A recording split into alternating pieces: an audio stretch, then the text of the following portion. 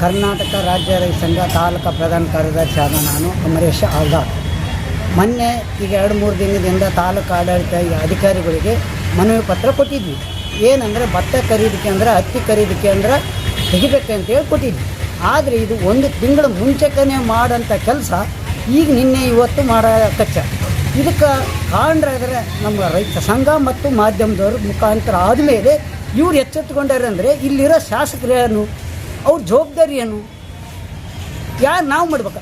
ಗೊಬ್ಬರ ಖರೀದಿ ಮಾಡಬೇಕಾದ್ರೆ ರೈತ ಸಂಘ ಬೇಕು, ನೀರು ಕೇಳಬೇಕಾದ್ರೆ ಕರ್ನಾಟಕ ರಾಜ್ಯ ರೈತ ಸಂಘ ಬೇಕು, ಕರೆಂಟ್ ಬೇಕಂದರೆ ರಾಜ್ಯ ರೈತ ಸಂಘ ಬೇಕು.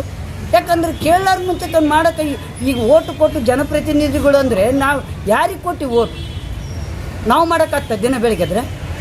ಇದನ್ನ ಎಚ್ಚೆತ್ತುಕೊಂಡು ಯಾವೇ ಕೆಲಸ ಇರಲಿ, ತಮ್ಮ ತಾಲೂಕು MLA ಇರಲಿ, ತಾವು ಸರ್ಕಾರದಲ್ಲಿ ಇದ್ದಂಥ ತಾವು ಕೆಲಸ ಮಾಡಬೇಕು.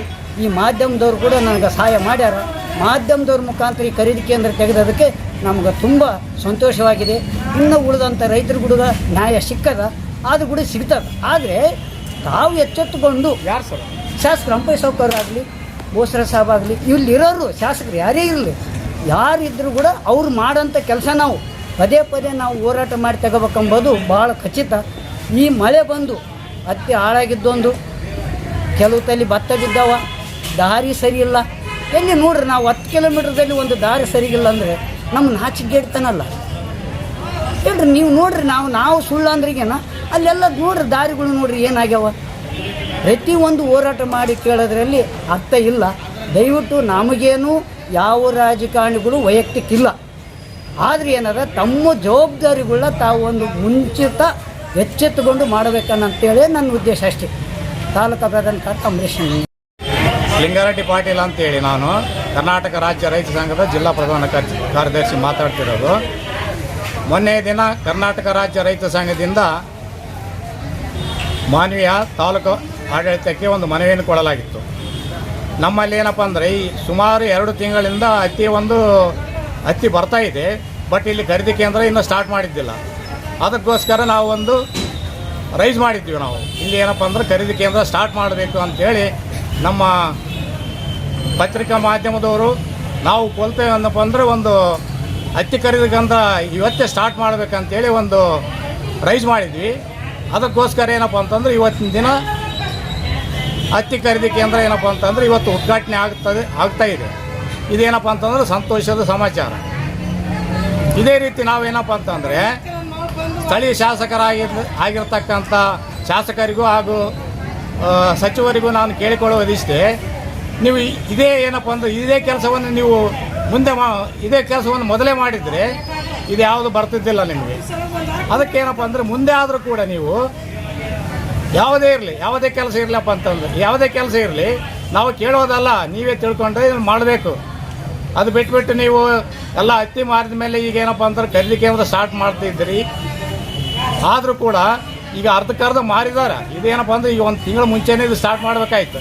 ಬಟ್ ಆದರೂ ಪರವಾಗಿಲ್ಲ, ಇವತ್ತೇನು ಸ್ಟಾರ್ಟ್ ಮಾಡ್ತಿದ್ದೀರಿ, ಇದು ಒಂದು ಒಳ್ಳೆಯ ಕೆಲಸ ಆಗಲಿ ಎಲ್ಲರಿಗೂ. ನಾನು ಅಲ್ಲ ಸರ್, ಏನಂತಂದರೆ ಈ ಹತ್ತಿ ಖರೀದಿ ಕೇಂದ್ರ ಡಿಲೇ ಆಗೋದಕ್ಕೆ ಯಾರ್ಯಾರು ಸರ್ ಕಾರಣ? ಇವತ್ತು ಉದ್ಘಾಟನೆ ಮಾಡ್ತಾ ಇದ್ದಾರೆ ಅಂದರೆ ಮಾಧ್ಯಮದಲ್ಲಿ ಮತ್ತು ರೈತ ಸಂಘದವರು ಆ ವರದಿ ಮಾಡಿದ ಹಿನ್ನೆಲೆಯಲ್ಲಿ ಅವಾಗ ಎಚ್ಚೆತ್ತುಕೊಳ್ತಾ ಸರ್ಕಾರ. ಹೌದು, ಮಾಧ್ಯಮದವರು ಹಾಗೂ ನಾವು ಕರ್ನಾಟಕ ರಾಜ್ಯ ರೈತ ಸಂಘದಿಂದ ಏನೋ ಒಂದು ಧ್ವನಿ ಎತ್ತಿದ್ವಿ. ಆ ಒಂದು ಧ್ವನಿ ಹಿನ್ನೆಲೆಯಲ್ಲಿ ಅವ್ರು ಏನಪ್ಪ ಅಂತಂದರೆ ಈ ಒಂದು ಕೆಲಸವನ್ನು ಮಾಡಿದ್ದಾರೆ. ಇವ್ರು ಏನಪ್ಪ ಅಂದರೆ ಮೊದಲೇ ಮಾಡಬಹುದಾಗಿತ್ತು ಇವರು. ಆದರೆ ಇವರು ಸ್ಥಳೀಯ ಶಾಸಕರು ಏನಪ್ಪ ಅಂತಂದರೆ ಮೊದಲೇ ಇದ್ರ ಬಗ್ಗೆ ಅವ್ರಿಗೆ ಗೊತ್ತಿರಬೇಕು. ಯಾರು ಸರ್? ಅಂಪಯ್ಯ ನಾಯಕ್ ಸಾಹೇಬರು ಇಲ್ಲಿ ಏನಪ್ಪ ಅಂದರೆ ಸ್ಥಳೀಯ ಶಾಸಕರು. ಅವ್ರು ಏನಪ್ಪ ಅಂದರೆ ಮೊದಲೇನಪ್ಪ ಅಂದರೆ ಈ ಒಂದು ಹತ್ತಿ ಖರೀದಿ ಕೇಂದ್ರ ಸ್ಟಾರ್ಟ್ ಮಾಡಿ ರೈತರ ನೆರವಿಗೆ ಬರಬೇಕಾಗಿತ್ತು. ಬಟ್ ಅವ್ರು ಬರಲಿಲ್ಲ. ಏನಪ್ಪ ಅಂದ್ರೆ ಸ್ಥಳೀಯ ಮಾಧ್ಯಮದವರು ಹಾಗೂ ನಾವು ಏನಪ್ಪ ಅಂತಂದರೆ ಈ ಕೆಲಸವನ್ನು ಮಾಡಿದ್ದೀವಿ. ಇವತ್ತೇನಂತಂದ್ರೆ ಹತ್ತಿ ಖರೀದಿ ಕೇಂದ್ರ ಸ್ಟಾರ್ಟ್ ಆಗ್ತಾ ಇದೆ. ಅದಕ್ಕಾಗಿ ನಾನು ಧನ್ಯವಾದಗಳನ್ನು ಹೇಳ್ತಾ ಇದ್ದೀನಿ.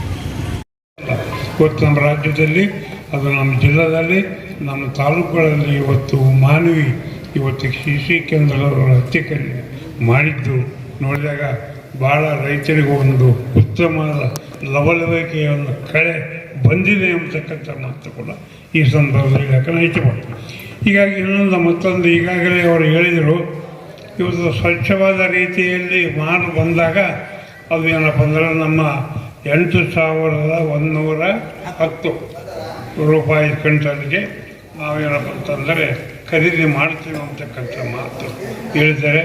ಅದು ಆದಷ್ಟು ಮಟ್ಟಿಗೆ ನಮ್ಮ ರೈತರು ಕಳಪೆ ಮಾಲು ತರಲಾರದ ಮನೆಯಲ್ಲೇ ಸ್ವಚ್ಛ ಮಾಡ್ತೇವೆ. ಚಾಟಿಗೆ ಇಟ್ಕೊಂಡು ತೊಯ್ಲಾರ್ದಂಗೆ ತೋರಿಸಲಾರ್ದಂಗೆ ಆ ಮಾಲು ತಂದರೆ ತಾವು ಓಪನ್ ಮಾರ್ಕೆಟಿಗೆ ಮತ್ತು ಸಿ ಅವರು ಖರೀದಿ ಮಾಡಿರೋದಕ್ಕೆ 100-200 ರೂಪಾಯಿ ಹೆಚ್ಚು ಕಮ್ಮಿ ಲಾಭ ನಮಗೆ ಸಿಗುತ್ತದೆ ಅಂತಕ್ಕಂಥ ಮಾತುಗಳು ಹೇಳ್ತೇನೆ. ಮತ್ತು ಅದರ ಜೊತೆಗೆ ಇವತ್ತೇನಪ್ಪ ಅಂದ್ರೆ ಪೇಮೆಂಟ್ ಎಷ್ಟು ದಿವಸ ಕೊಡ್ತಾರೆ ಅಂತಕ್ಕಂಥದ್ದು ಒಂದು ಪ್ರಶ್ನೆ ಬರ್ತದೆ.